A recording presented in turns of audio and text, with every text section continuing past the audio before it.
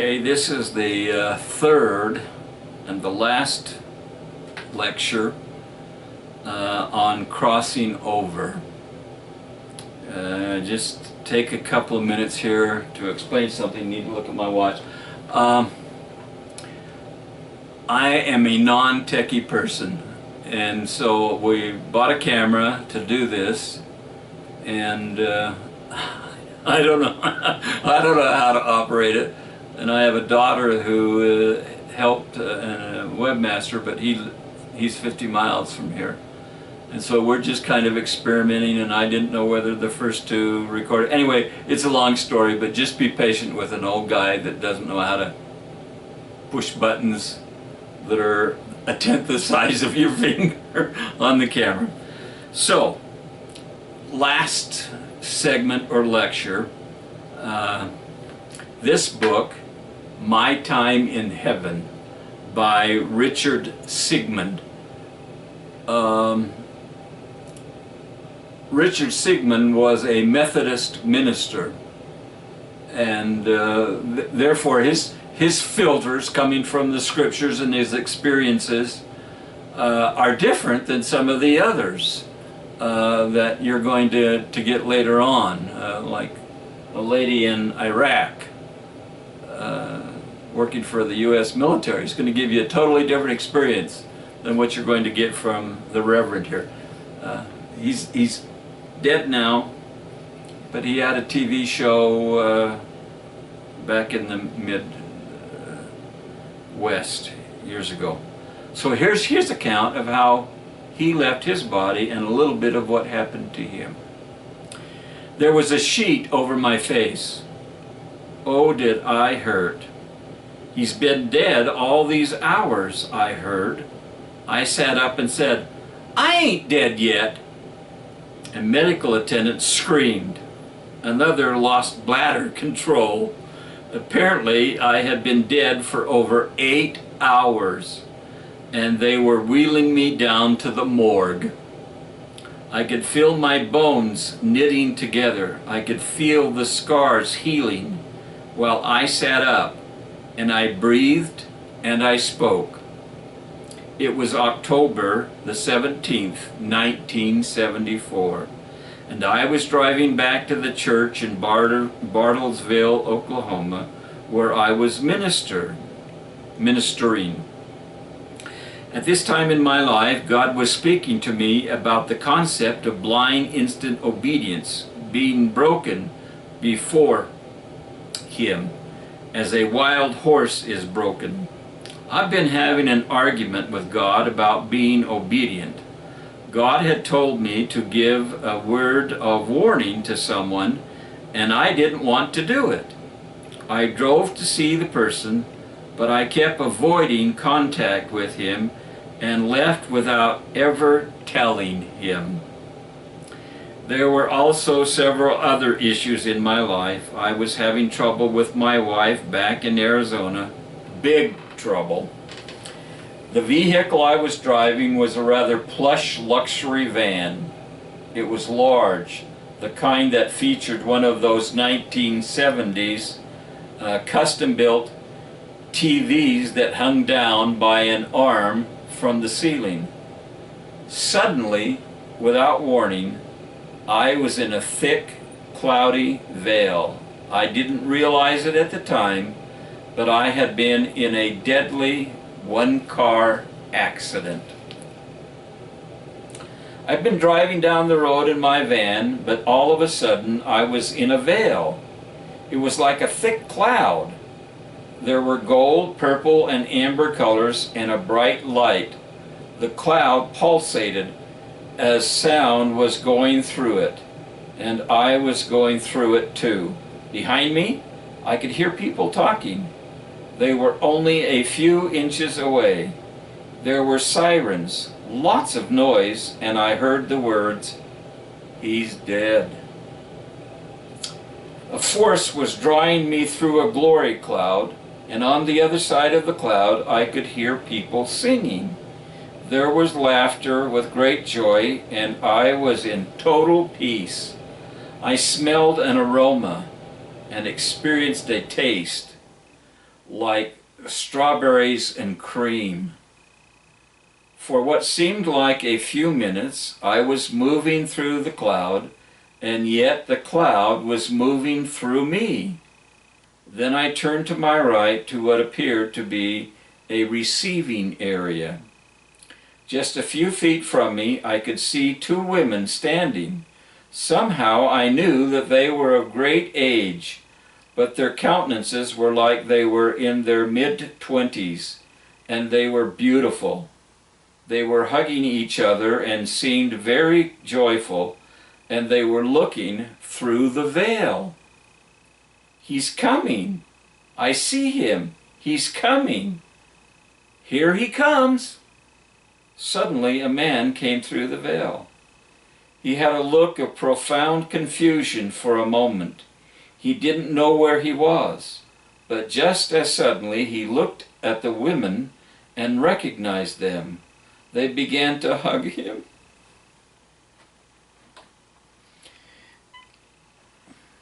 And to praise and to worship God.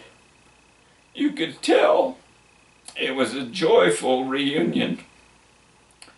Further to the right, I noticed a group of about 50 people.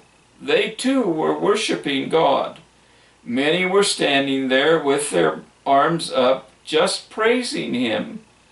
Some were hugging each other and saying, "Here He comes. I see Him coming."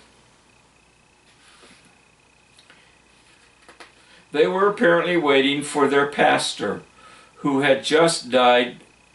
Suddenly, he was in the veil. When he first appeared, he looked like a very old man. But as suddenly as he appeared into the heavenly atmosphere, all of the age lines in his face disappeared, and his gnarled little body straightened up. This very old pastor now looked as if he was in his mid to late 20s. His youth had been renewed. He just stood there, bewildered. But in a moment, it dawned on him that he was in heaven, and he began to rejoice. He said, "I want to see Jesus. Where is my Jesus? I want to see the Lord." People began to hug him and rejoice with him. "Oh, it's you, brother, and it's you, sister," he said as he called them by name. And he said again, "I want to see Jesus." Someone told him, "Oh, he's just a little farther down your pathway. You will meet him. He's always there, right on time."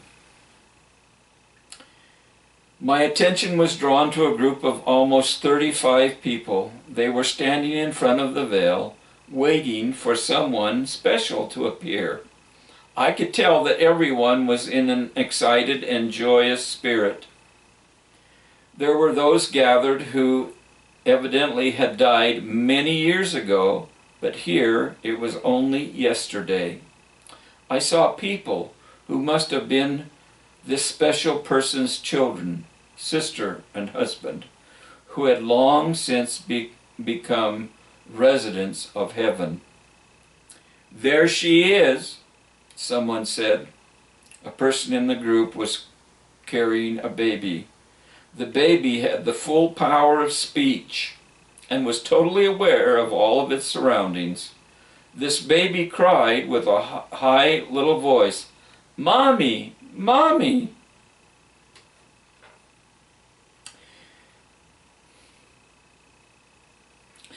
"There is my mommy."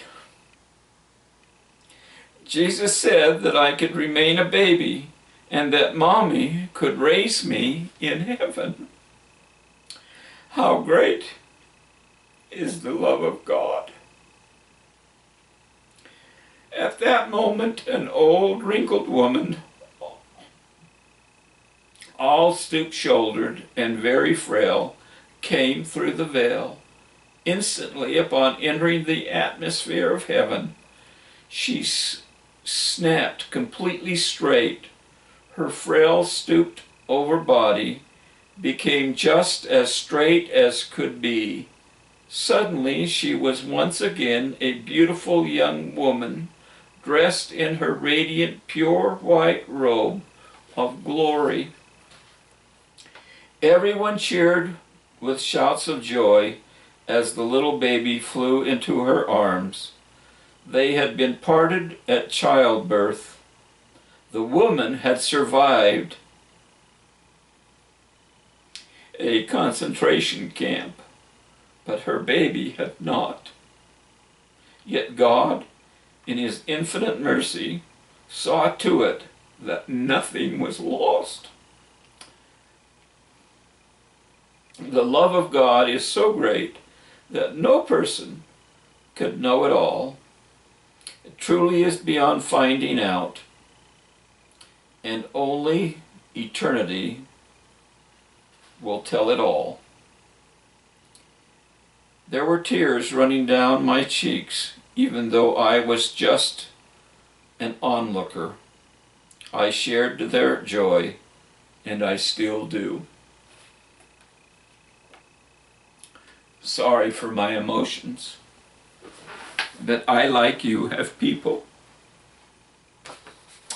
on the other side.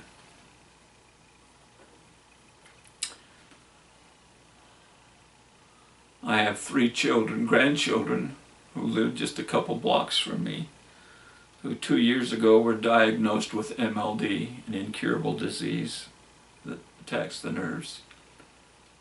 My oldest granddaughter is going to be 18 in October, and she's in a wheelchair. She's lost her ability to speak for the most. She can't walk. She can't really focus, as far as we know, on school subjects and things like that. The doctor said in February that she would be dead by May, and she's still plugging on. She has a 15-year-old sister who also has MLD, and she's struggling, but not at the same level. And they have 2 other siblings who are not affected. They're carriers. And then they have an 8-year-old brother who also is affected with MLD. And it's been a trial and a blessing to watch our son and his wife and the children go through this challenge. And I have a daughter there and my parents, but it's, you know, that's the joy and the message that the gospel of Jesus Christ carries to every one of His brothers and sisters, if they will listen.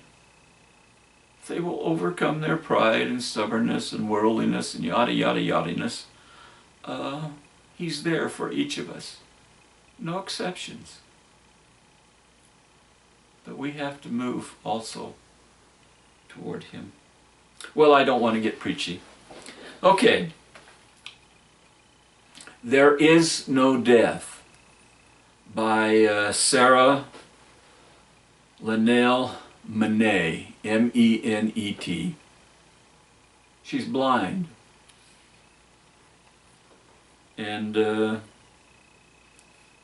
had planned on suicide because her challenges were, she thought, beyond.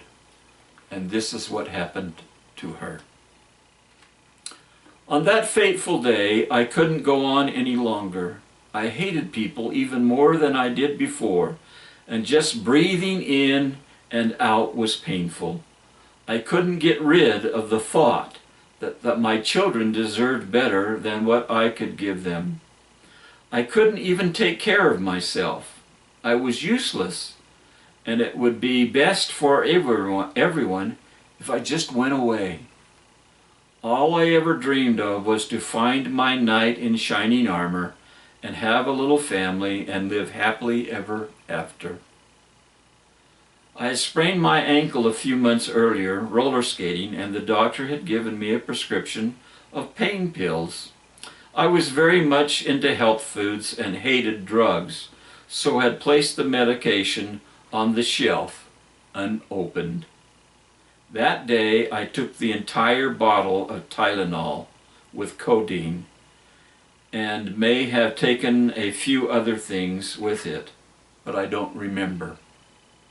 Apparently, as I was losing consciousness, I called my sister Deborah, who had moved to Utah. Later she told me that I asked her to tell our mother that I loved her and that I forgave her.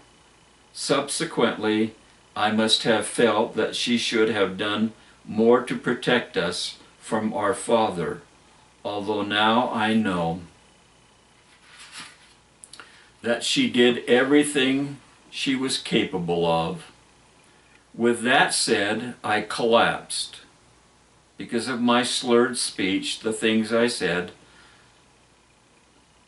and me not answering anymore, my sister knew something was wrong. I'm sorry. Sorry about that. As you can tell, we're not in a recording room. Where was I? Lost my place. And me not answering anymore, my sister knew something was very wrong and called the Los Angeles Police Department. By the time they reached the apartment building, I was out of my body and looking down on everything from somewhere near the ceiling. I could see the police as they knocked on the door to the building. A neighbor let them in. They came to the door of the apartment where I was and knocked and yelled. When no one answered, one of them kicked the door open. I watched as the police and 2 paramedics came rushing into the room where I was lying on the bed, on the floor. They started taking vitals, and one of them said, "No heartbeat, no pulse, she's dead." While this was happening, I was watching it all from above the room. My body was very pale and my lips were blue. It was strange, but I didn't think of the body I could see as me, or even a part of me. It was just a clump of clay. I listened to their conversation and watched them quickly walk from room to room. At that point, they had not yet determined what had happened. One policeman went into the bedroom and was looking around. Another walked into the bathroom and started going through the medicine cabinet. Under the sink, he found my medical bag and my insulin. He yelled out, "I think she might be a diabetic," and continued looking through everything under the sink. While he was doing this, one of the paramedics took the phone out of my hand and hung it up. It rang almost immediately. The paramedic picked it up and asked, "Do you have any information about this girl that is here? We found a dead body." When he said this, I thought it was very strange. I was not dead. I could hear and see everything perfectly. They could also hear through the wire and heard the man who had called saying he didn't know anything. I find it strange and wonderful that while all this was happening, I was able to see everything, all at the same time, regardless of where it took place. Walls or brick or of wood did not seem to hinder my vision at all. At that time, it all seemed very natural. I was mesmerized by all of the activity that somehow, in some removed way, distant way, had to do with me. While one paramedic was talking on the phone, the other was still working on me. When the one hung up the phone receiver, the other said, "She hadn't been gone for long. Her body is still warm. Let's try to revive her. Get the paddles out."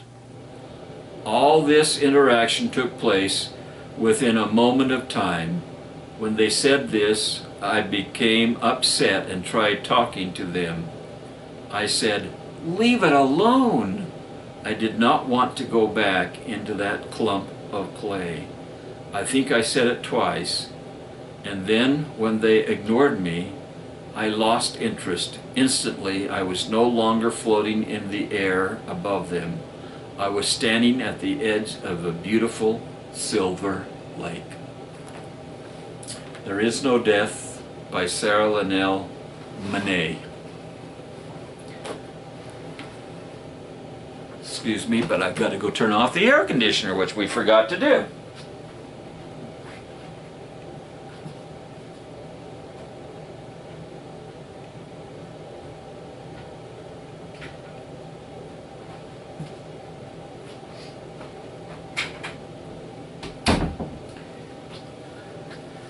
We did some testing the other day and found out that the air conditioner was just really, really too loud. And so I forgot to shut it off. Okay. This account comes from Saved by the Light. Excuse me. Saved by the Light by Daniel Brinkley. He has 3 books. He had 3 near-death experiences. And he's taught me a lot. He's passed on, but he's taught me a lot. And I appreciate his life and his 3 deaths. About 5 minutes before I died, I could hear the roll of thunder as another storm marched into Aiken, South Carolina. Out the window I could see lightning strikes across the sky, making that sizzling sound before hitting the ground with a pop. Artillery from God, someone in my family had called it.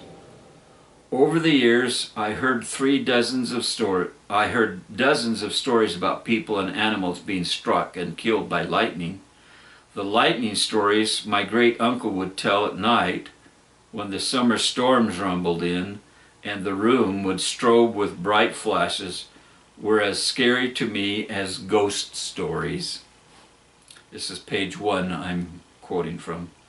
That fear of lightning had never left me. Even on this night, September the 17th, 1975, at the age of 25, I wanted to get off the phone quickly to avoid a phone call from God. I think it was also my great uncle who used to say, "Remember, if you get a phone call from God, you usually become the burning bush." But I am sure he meant it as a joke. "Hey, Tommy, I've got to get going. A storm's coming." "So what?" he said.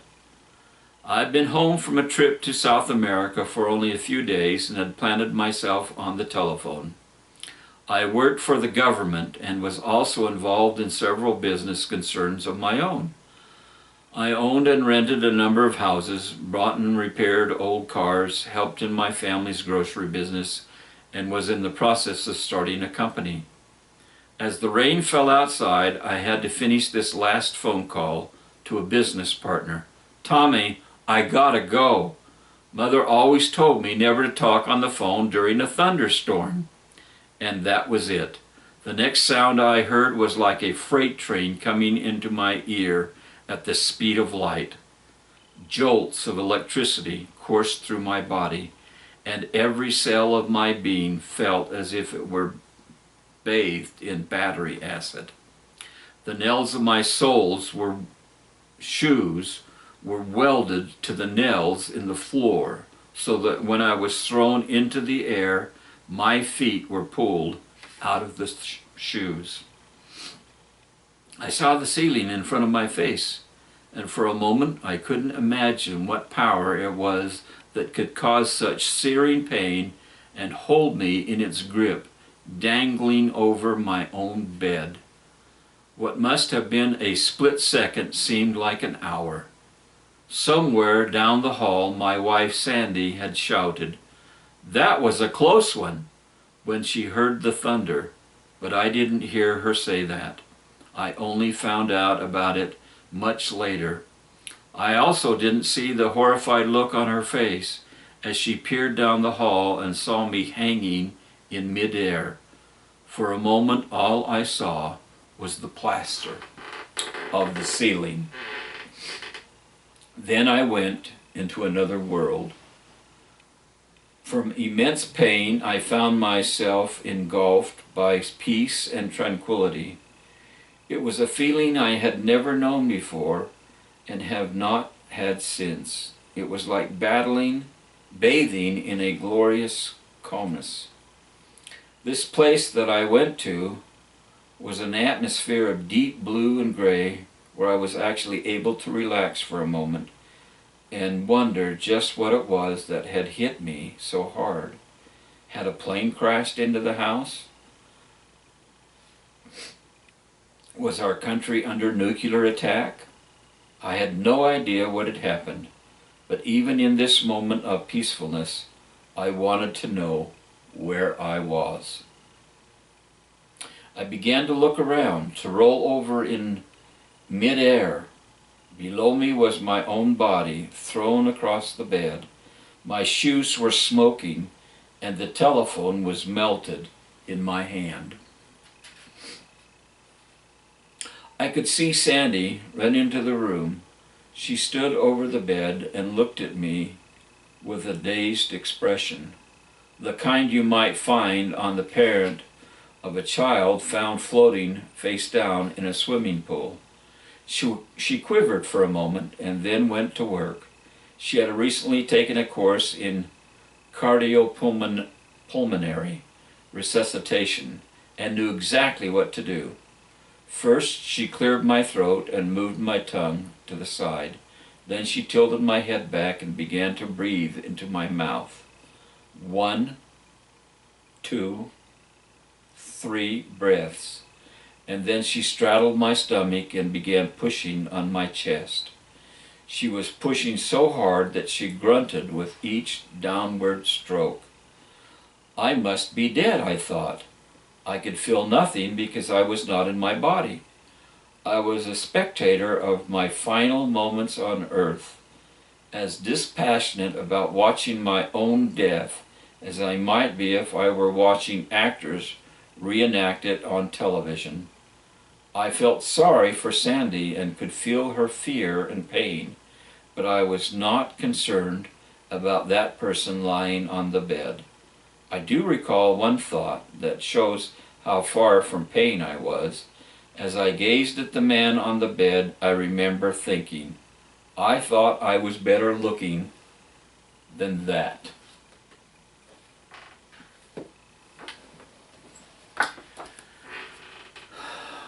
Name of the book, Beyond the Veil, by Lee Nelson. Lee Nelson has authored 4 Beyond the Veil books, and this is from volume 1.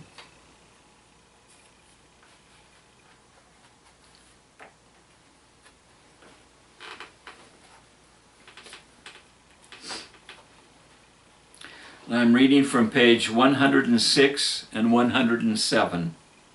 The doctor met me at the hospital. At first our conversation was casual. "What have you been doing?" he asked. "Bleeding all over the house," I responded. I suppose he didn't take me serious, because it wasn't until the nurse took my blood pressure that he became very earnest. "You didn't tell me you were bleeding," he shouted. "We've got to get you into surgery immediately." He began swearing when he discovered the lights were off and the door locked in surgery. It was late. 20 minutes later I found myself on the operating table because of my low blood level. I was informed I would not be receiving any anesthetic. The doctor was preparing to perform a D&C, a dilation and curettage. I'm sorry about my pronunciation on that. I remember how painful it was as the doctor went to work. For the first time, I felt terror. I was afraid to die. The next thing I remember was the voice of the nurse. "Doctor, her breathing has stopped," she said. "Doctor, her pulse is gone," she added. I felt my spirit kind of gathering to the middle of my body, then draining out the back. I found myself in the corner of the room, floating in midair, watching the doctor and nurses trying to revive the body on the operating table. I felt like I could go back to my body, but I didn't want to. Suddenly I was aware of a dark tunnel, like a doorway leaving the operating room. I could see it, but the doctor and nurses couldn't. Though I was afraid, I entered the tunnel and found myself traveling very fast toward the far end. I wasn't walking or running, just floating along very fast. There was a light at the end of the tunnel. It wasn't a blue light, but a warm golden light, very bright. As I neared the end of the tunnel, it became very narrow, but I made it through, finding myself in an open place with other people. I recognized two of them, my grandfather, Leo Bowers, whom I had known as a little girl, and my great-grandfather, Richard Britton, who I had been doing some genealogy work for. Both of them were very glad to see me. Page 106, 107, Beyond the Veil, Volume 1.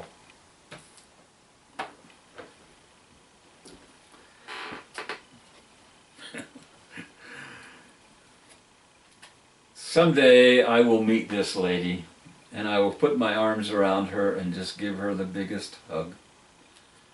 She has a very unique way of describing her experiences. Okay? The name of the book is Application of Impossible Things.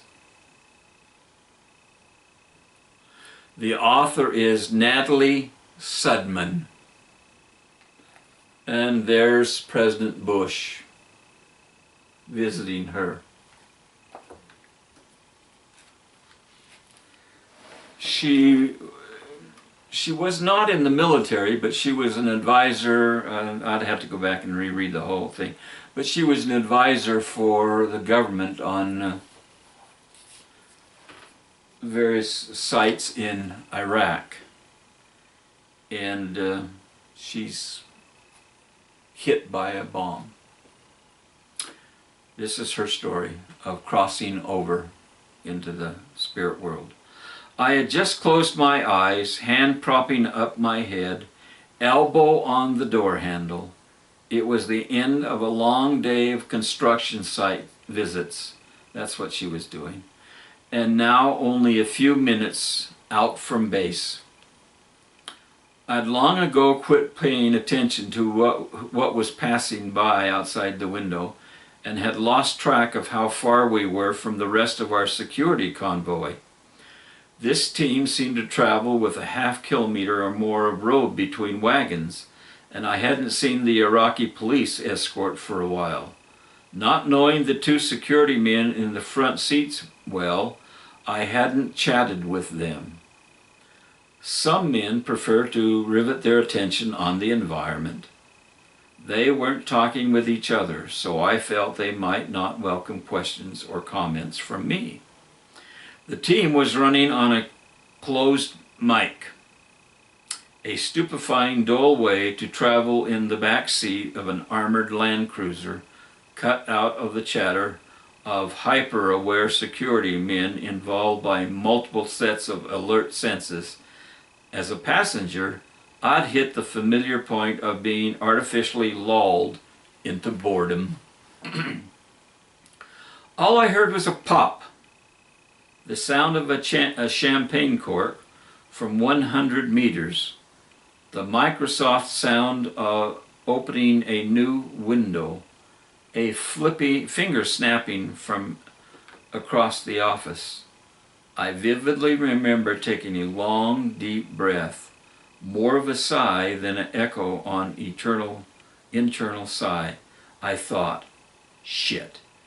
I was tired inside, exhausted from long days spent trying to train a new project manager while catching up with a demanding workload after an insufficient 2 weeks of leave. I didn't want something hard, something that would require effort. I wanted to rest. Tough luck. Get on with it, I told myself. I opened my eyes. I was in the truck, head on hand, half asleep, and then I was not. I'll call this instantaneous movement blinking from one plane to another, for lack of a better word. I'll repeat. I'll call this instantaneous movement blinking from one place to another, for lack of a better word.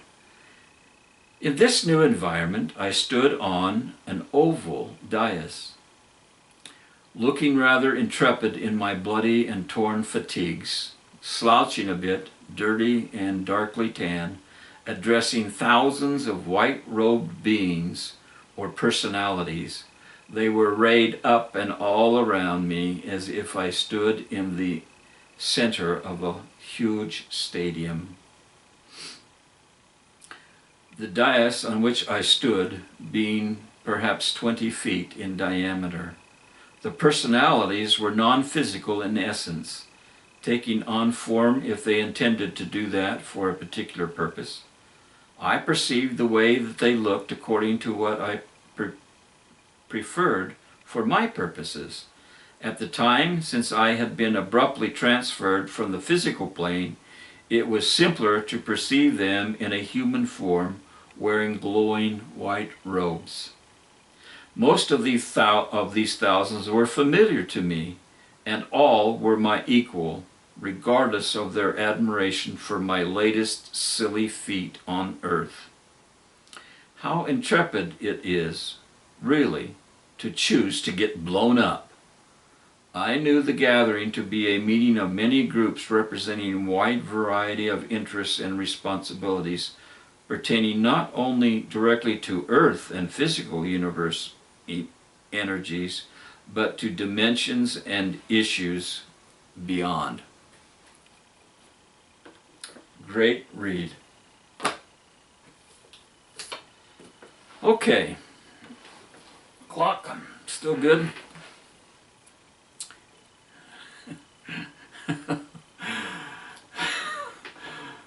Another one of my favorite authors, his name is John Lerma. He's a hospice doctor. I think he's retired now in Houston, Texas. And he's written 2 books. Into the Light, John Lerma, MD, and Learning from the Light by John Lerma. And many of his patients would, in his hospice, would go through the veil. Angels would come through the veil and be in the room, and they would describe them, talk about them. And Dr. Lerma became very, very sensitive. I appreciate the gentleness of this man and the gifts that he had. And he's another one, when I go through the veil, I'll seek him out and thank him for his 2 books. So his books are collections of people who are dying. And some of them have outright near-death experiences, and some of them just entertain guests and other insights. Quoting from page 138.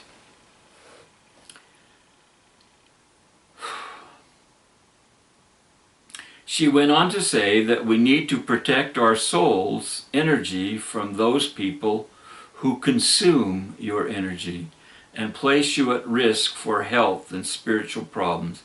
This is one of his patients. Beware of the people we associate with, because they draw energy from us, and sometimes we can't afford to lose it. Sometimes, all the time. Through unconditional acts of love and kindness, as well as healthy forms of laughter, exercise, nutrition, strength, and prayer, one can help those that are weaker. Even Jesus had to be re-energized by God quite frequently, so he could continue to help the sick of mind and body and spirit, and often would gravitate to his soul light for substance. One of my favorite paintings is Jesus in the Garden of Gethsemane, and there's an angel who is holding him, giving him strength to do what he had volunteered to do. After the light disseminated, there were about 20 spheres, which transformed into her father, her mother, and many other beings that she called angels. She described her parents as being human in appearance and around their late 20s to early 30s. The angels were of varying colors and sizes and different personalities. 2 of these angels were the most beautiful color of Aegean blue and about 7 feet tall, with a jovial, witty attitude. They were making her laugh by tickling her soul with their feathers. Others were pure white and so large that their wings were in a forward position and hugging all of us in the room, including the other angels. Their eyes were iridescent, blue to green colors I'd never seen, she described. They pierced my very soul and filled me with God's love and peace. Whatever they looked at took on God's love and peace, and it gleamed with joy. She saw the angels look at the nurses, her cousin, and me, and saw an enormous aura around us that was connected to the rainbow. Still other angels were frolicking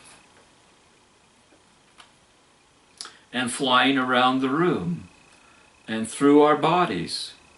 Joanna said, "Look, Dr. Lerma, they are flying through your heart and your soul. Don't you feel it? Don't you see them?" "No, Joanna, but I wish I did." Strangely, I did feel static electric energy in the room. I had no goosebumps, but the hairs on my arms and head were partially erect. As I looked over to my nurse, she agreed that she felt the static as well. What was it, just our response to her incredible story? Or were we in the midst of another dimension with the liberation of electric energy? By this time, Joanna was exhilarated and in ecstasy. She was praising God again. I asked her what her parents were doing and saying, and she answered in a loving voice, "They are caressing my hair and whispering in my ears. They are explaining so many things that would help me leave my body with ease." And then they go into the life review. The comment, her parents, who were dead, came to this girl and were helping her prepare to cross over. And if I haven't mentioned, I will mention it now, probably several times. We never die alone. There's always friends and relatives, perhaps ancestors, from centuries gone by, who are there to greet us when we are ready to depart. Okay, quick read here. Got to beat the clock. Full disclosure, Heavenly Ways of Earth's Graduates. There's no authors. There were 7 soldiers who were killed in World War I.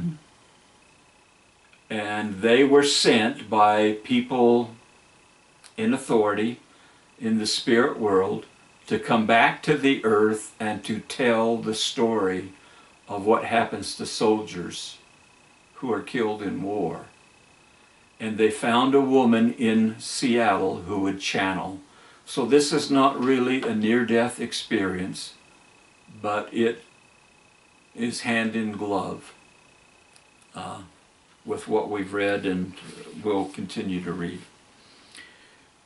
We are from the class of 1918. We came over during what you now term World War I. Those now ordering our sons and grandsons off to war have forgotten that we went out giving our lives to end all wars and to make our children's world safe for democracy. Yes, Earth leaders have forgotten, but we have not. Neither have we given up our fight.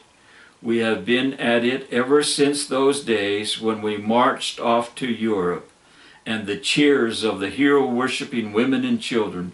We left our home, loved ones to whom we somehow knew we would never return. But we did return, to stay. That is what we want to tell you in this writing. We are graduates from the earth plane of life in that we no longer function in physical bodies, but we are still in the fight for Earth's victory over the foe of true democracy.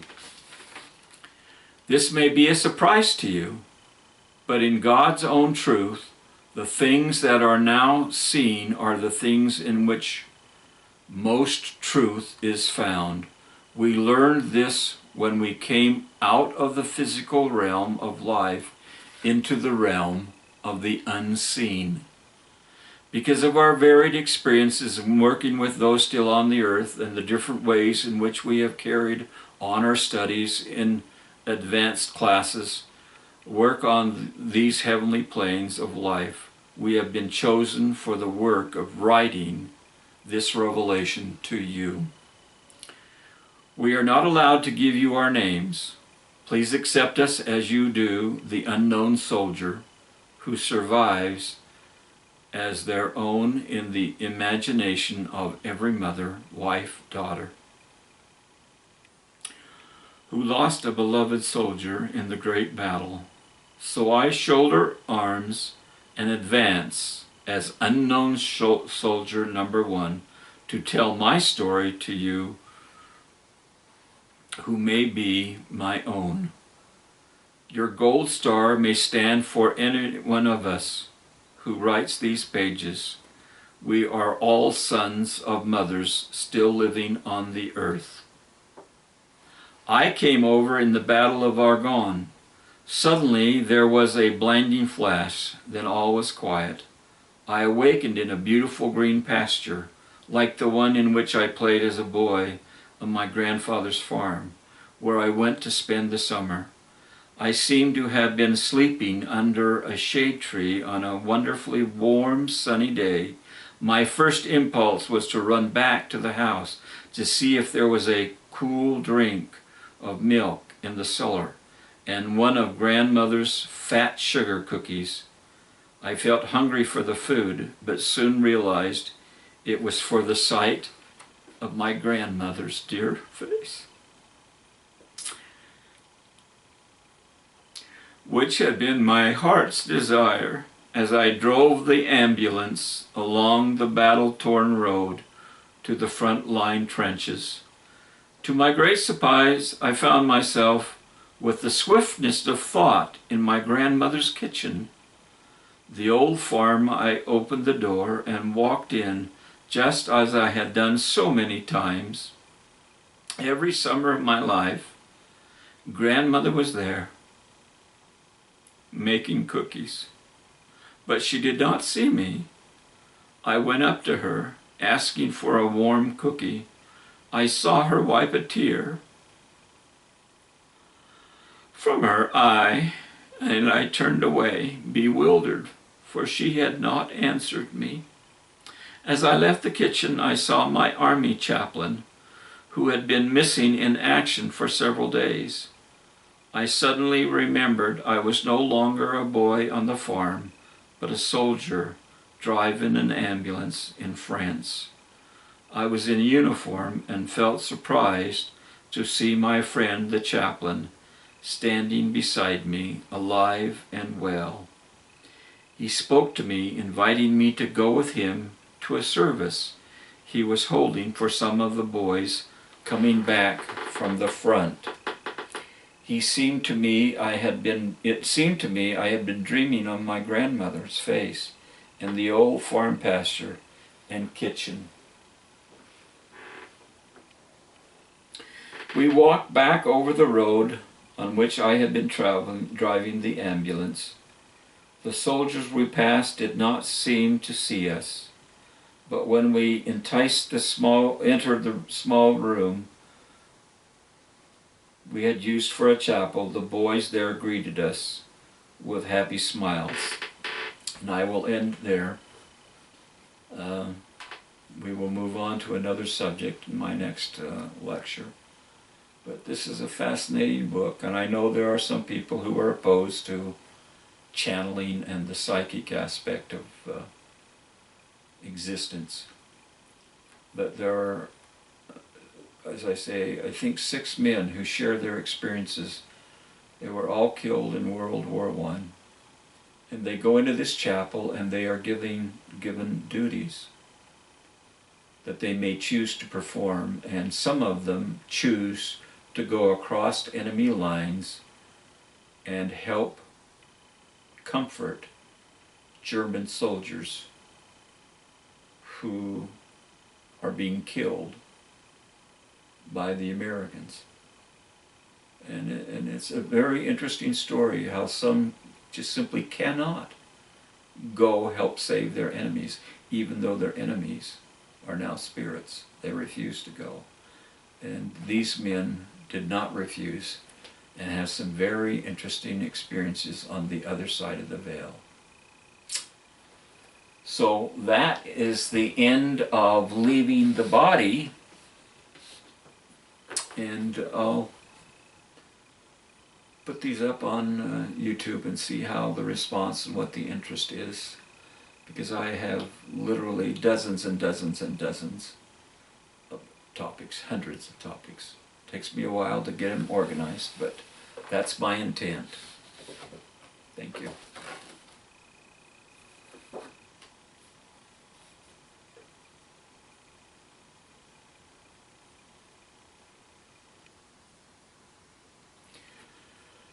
Okay, son. That's about as good as I can do for right now. Mata and I, bless her heart, I couldn't figure out. Well, I don't need to tell you this on the video. I'm going to shut it off. But we got through 3 lectures on one topic. Okay, all of them leaving the body, crossing over through the veil. Okay?